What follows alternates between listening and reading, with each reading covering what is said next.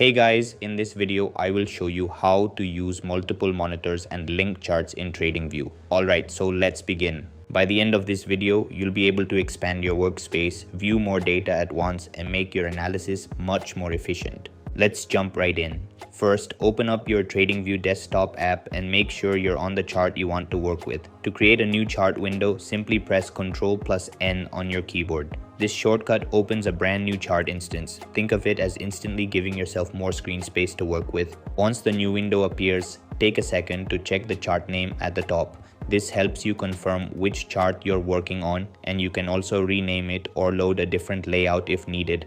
After that, click and drag the new chart window over to your second monitor. If you've never used multiple monitors before, this is where things start to feel really powerful. You can now view different charts side by side like a professional trading setup. Now that you have multiple charts open across screens, let's make things even more efficient by linking them together. Look for the layout or grid icon at the top of your chart. Click on it to access layout options. This is where you can control how multiple charts behave and interact with each other. Inside the layout settings, you'll find options to link different actions between charts. For example, you can link the symbol so when you change the ticker on one chart, all the others update automatically.